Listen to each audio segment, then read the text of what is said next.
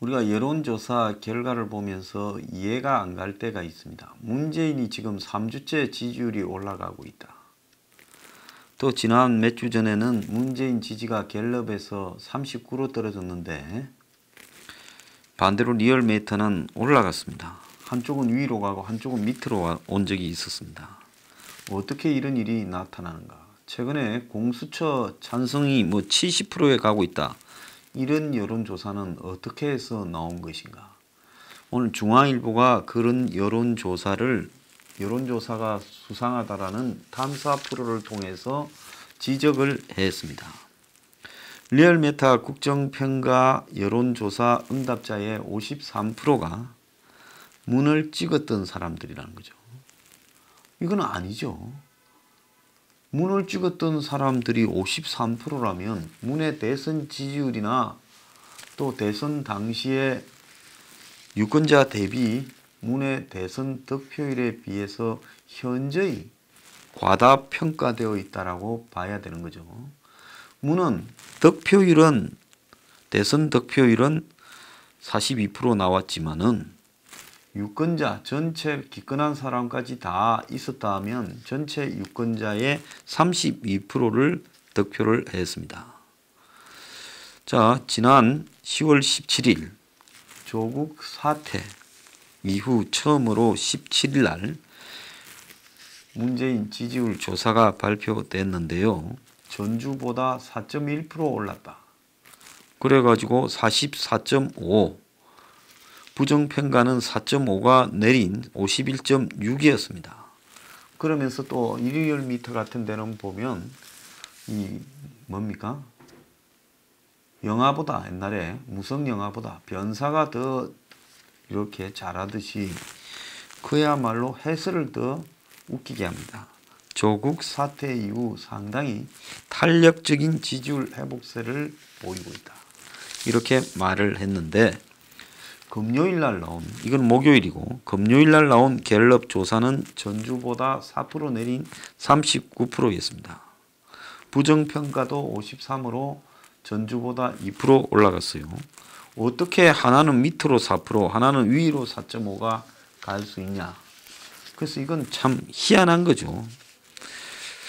자, 지난 8월 달에 한 방송사 간부가 대형 여론조사 업체로부터 대통령 국정 지지 여부를 묻는 전화를 받았다는 거예요.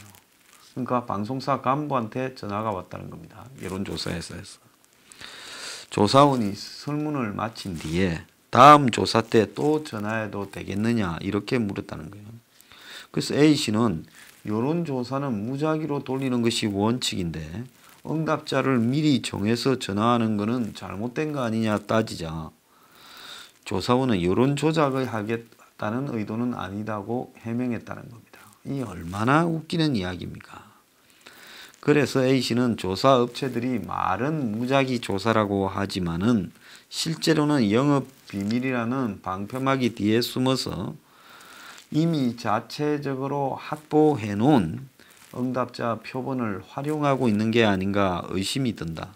맞지요? 정답입니다. 그래서 이미 이 자들은 제가 생각할 때는 찬성하는 사람, 반대하는 사람, 정치 성향이 어떤 사람들을 다 골고루 확보해 두고 자신들의 필요에 따라 그걸 적용하는 게 아닌가 저는 그렇게 추정을 하고 있습니다. 그러면 이번에는 몇 프로에 맞춰봐. 그러면 어디 전화하고 어디 하지 마. 이제 이런 식으로 조율이 들어갈 수 있겠죠. 그래서 여론조사를 통해서만이 사람들은 문재인에 대해서 어떻게 생각하고 현 정권의 국정 운영에 대해 국민이 어떻게 생각하는가를 알 수 있는 방법입니다. 그래서 공천이라든지 청와대의 국정 운영 방향이라든지 조국의 사태라든지 그 다음에 야당의 대여 투쟁 기조라든지 국정과제 추진이라든지 또 공수처나 선거법 개정이라든지 이런 문제들을 다 논의할 때는 여론조사가 핵심으로 등장해서 어떻다고 끌고 갑니다. 특히 리얼미터 같은 경우에는 주요 국정과제에 대해서는 500서너 개의 특정 정책 사안에 대한 의견을 가지고 여론조사라고 밖으로 퍼뜨리고 그리고 그걸 갖다가 현 정권에서는 모든 언론들이 활용하도록 바람을 잡습니다. 그래서 우리가 알지 못하게 공수처는 대다수 국민들이 찬성한다 이런 여론이 형성되어 있습니다. 진짜 여론이 여론조사를 통해서 반영되는 게 아니라 오다를 받은 여론조사가 여론을 만들어가는 게 아닌가 저는 그렇게 추정하고 있습니다. 그래서 여론조사 무용론까지 나오는데 대표적인 이런 행태 중에 하나가 과대 표집이라는 거죠. 자, 지난 5월 2일 한국 리서치가 발표한 문에 대한 국정운영 지지를 묻는 부분에 51.6 긍정 44.6 부정이었다는 거예요. 네, 응답자 중에서 대선 때 문을 뽑았다는 응답자가 1000명 중에 537명 53.7%였다는 겁니다. 2017년 대선에서 문재인의 득표율은 42%일 거고 또 전체 유권자 기권한 사람까지 포함해서는 문의 득표율은 31.6%였다는 거예요. 그래서 전체 유권자 표본을 반영한다면 1000명 중에서 문을 뽑았다는 사람이 316명이 나와야 되는데 537명이니까 무려 200명하고도 21명이 더 문을 뽑은 쪽을 샘플을 갖다가 만들었다는 겁니다. 이것은 표본 샘플 추출 과정에서 이미 심하게 왜곡됐다라는 거죠. 반면 지난 대선에서 이 한국 리서치 조사에서 홍준표를 뽑았다라는 부분은 홍준표가 대선 득표율은 24%고 전체 유권자 대비 득표율은 18.5%인데 여기 1000명 중에서 홍준표를 뽑았다는 사람은 108명밖에 없었다는 겁니다. 그러니까 홍준표는 무려 한 80여 명이 적게 돼 있다는 거죠. 자, 이런 현상은 다른 여론조사에서도 반복적으로 드러났다는 거예요. 리얼미터가 5월 16일 날 발표한 정례 여론조사에서 문재인의 국정운영 평가가 48.9인데 지난 대선에서 문을 찍었다라는 사람은 53.3%였다는 겁니다. 위에 거하고 똑같지요.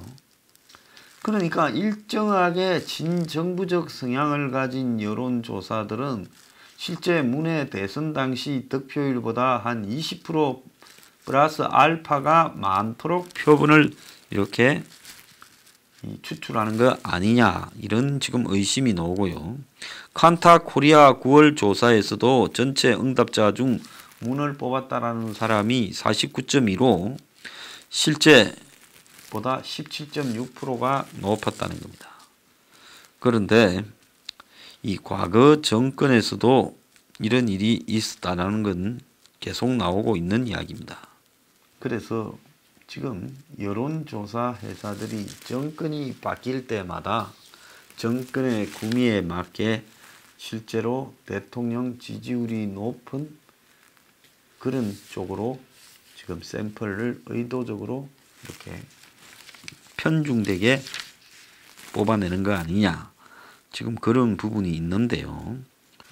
물론 현 정권을 지지하는 사람은 적극적으로 자기를 드러내고 현 정권을 반대하는 사람은 자기를 드러내는 부분이 낮으니까 이런 일이 발생할 수 있다 하지만은 여러 가지 성향으로 보더라도 문 정권의 지금 여론조사가 국민들의 의견이 제대로 반영되지 않는 쪽으로 가고 있다라는 것은 상식이 있는 국민이면 다 알 거라고 보고 있습니다. 특히 한 서너 개의 여론조사 회사들이 여론을 주도해 나가면서 문이 41% 왔을 때는 위기고 39%가 깨졌을 때는 진짜 위기고 또 47%, 8%처럼 지금으로 가면 다시 위기를 극복했다고 만들어서 문은 이 여론조사를 보고 조국을 내보냈다가 또 공수처는 밀어붙였다가 지 마음대로 결정을 합니다. 그래서 도대체 여론조사가 문을 견인하는 건지 문의 의도가 여론조사를 통해서 반영이 되고 그걸 명분으로 삼고 있는 건지 이걸 알 수가 없다라는 겁니다. 자, 응답자의 이 부분에서는 성, 연령, 지역별, 또 직업 이런 부분들이 다 골고루 실제 국민 분포의 축소판으로 이렇게 있어야 되겠지요. 그런데도 이 박안수 자유한국당 의원실에 따르면 중앙일보 보도에 리얼미터의 최근 5개 조사에서 응답자 중 남성의 비율이 65%로 여성에 비해 압도적으로 많다는 겁니다. 나중에 결국 이걸 보완하는 가중치를 곱하기는 하지만은 응답자 자체의 성별 편차가 큰 것도 여론조사에 영향을 미칠 수 있다는 겁니다. 서치뷰의 여론조사에서도 남성이 53.7%라는 거예요. 그래서 리얼미터 측이 이런 식으로 확보한 잘못된 표본을 가지고 반복적으로 조사하고 있는 거 아니냐 이렇게 물으니까 언론 인터뷰에 응하지 않는다고 했다는 겁니다. 여론조사 회사는 뭡니까? 왜 언론 인터뷰 안 합니까? 자, 하나씩 까지기 시작하면 나중에 깜빵갈 일 생길까봐 겁나는 겁니까? 제일 악질적인 게 공수처에 관한 여론조사입니다. 최근 이 리얼미터가 공수처에 대한 여론조사를 10월 21일, 10월 30일 두 번에 발표했어요. 그런데 21일 조사에서는 공수처 설치에 찬성한다라는 것이 51.4, 반대가 41.2였는데 30일 조사에서는 찬성한다가 61.5, 10.1%나 뛰었고 반대는 33.7로 찬성의 절반으로 쪼그라들었습니다. 자, 이인영 민주당 원내대표 등은 이 조사를 인용해 가지고 공수처에 대한 국민의 선택이 끝이 났다 이렇게 이야기를 하는데 학계에서는 이 두 조사가 이렇게 차이가 많이 난 부분에는 질문 내용이 영향을 줬을 거다라고 이야기를 한다라는 겁니다. 자, 첫 번째 10월 21일 날 설문에는 공수처 법안 제정을 놓고 검찰 개혁의 핵심이라는 입장과 또 대통령의 권력 강화책에 불과하다는 입장이 맞서고 있다. 당신은 이 공수처 설치에 어떻게 생각하느냐 이래 물었고 그 다음에 10월 30일 날은 공수처 찬성이 많이 나온 결과는 대통령, 국회의원, 판사, 검사 등 고위공직자들의 범죄를 독립적으로 수사하는 공수처를 설치하는 데 대해 어떻게 생각하느냐 라고 하며 이걸 다 열거했어요. 국회의원, 판사, 검사. 대한민국 국민 중에 국회의원, 판사, 검사를 좋아하는 사람이 별로 있습니까? 대통령도 좋아하는 사람이 별로 있습니까? 그러니까 이렇게 물으니까 당연히 이런 사람들을 독립적으로 수사하는 일을 했어요. 자, 공수처가 독립적으로 수사하게 될지 안 될지, 대통령을 조사하게 될지 안 될지, 국회의원이 들어갈지 안 들어갈지 모르는 상황에서 이렇게 물으니까 긍정적으로 대답하는 사람이 당연히 높을 수밖에 없죠. 이거는요, 여론조사가 아니라 여론사기입니다. 공수처 내용을 물으려면 정말로 공정한 질문을 하나 정해서 그걸 갖고 계속 물어야지 완전히 서로 다른 질문을 물어놓고는 그걸 가지고 공수처의 찬성 반대가 어떻다라고 말을 해서는 되겠어요? 지난번에 보면 이미선이라고 헌법재판관 되는 여자 문제에서도 물었지요.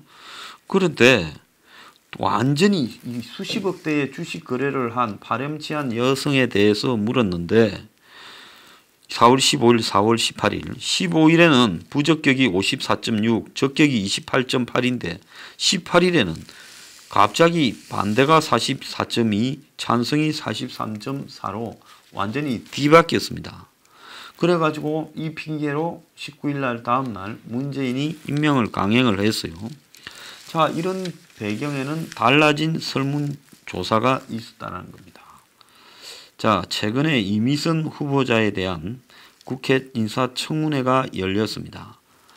선생님께서는 헌법재판관으로서 이 후보의 자격에 대해 어떻게 생각하십니까? 물으니 부적격이 압도적으로 높았어요. 두 번째는 여야 정치권이 이 후보의 임명을 놓고 대립하는 가운데 문재인 대통령은 이 후보자에 대한 청문 보고서를 국회에 다시 요청했습니다. 이 불필요한 말이 앞에 들어가죠.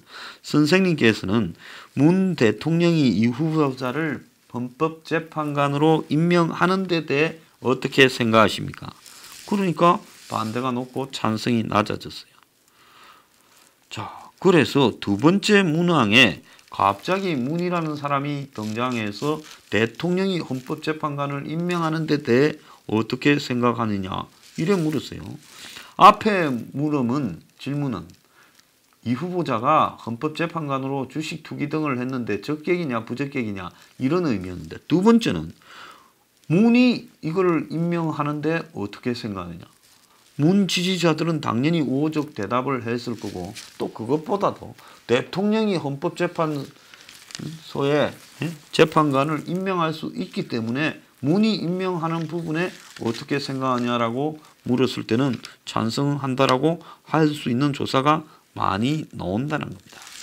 자, 그래서 심지어 지난 대선 직전에 후보자들 2, 3위 순서도 못 맞췄고, 또 작년에 경기도 지사 여론조사에서도 실제로 이 서로 간의 표 격차도 못 맞췄습니다. 올해 4.3 보궐선거에서도 또 틀렸어요. 자, 그래서 이런 여론조사들의 행태, 한국의 여론조사가 도입된 지가 한 30년도 훨씬 넘었는데 이게 기술적으로 문제가 있어서 틀리는 게 아니라 정치적으로 장난을 치고 있다는 겁니다. 그래서 여론조사들 회사들이 이렇게 정치적으로 장난을 치고 그것이 상업적 이익으로 보장이 되고 권력에 빌붙어서 권력에 원하는 대로 작업을 해주고 이런다면 이게 드루킹이나 다를 바가 뭐가 있어요?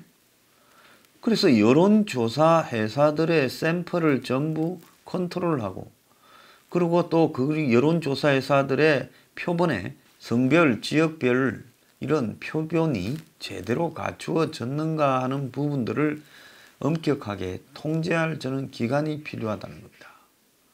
실제로 여론조사가 이런 왜곡된 사례가 발견이 되거나 표본 추출에 있어서 장난을 친 부분이 발견이 되면 여론조사 회사를 강제 폐업시키고 장난을 친 여론조사 대표 등은 그야말로 엄중하게 가중처벌하는 그런 법안이 지금 제정돼야 된다. 앞으로도 총선 다음 대선까지 얼마나 많은 장난을 칠 줄 알 수 있습니까? 실제로 댓글 가지고 장난치는 드루킹보다 이 여론조사의 해악이 1000배, 10,000배 더 위험하다. 그래서 문 정권이 앞으로 여론을 조작하면서 계속 총선 대선에 영향을 미치고, 또 지금 공수처 같은 악법이라든지 선거법 개정 같은 문제를 가지고 장난을 친다면 이걸 용납해서 될 일인가? 저는 이 여론조사 대표들이 돈 좀 벌어먹겠다고 권력과 빌붙어서 이런 짓을 하는 부분을, 이게 지금 한두 건이 아닙니다. 그래서 여론조사 전화를 받아본 사람들이 얼마나 분노하는가 하는 사례가 차고도 넘칩니다. 자, 이들 절대 용납해서는 안 된다는 거예요. 한국당은 왜 이들에 대해서 전면적으로 고발하지 않습니까? 와, 한교안이 지지율을 올려줄 거라고 보고 그러지 않습니까? 꿈 깨길 바랍니다.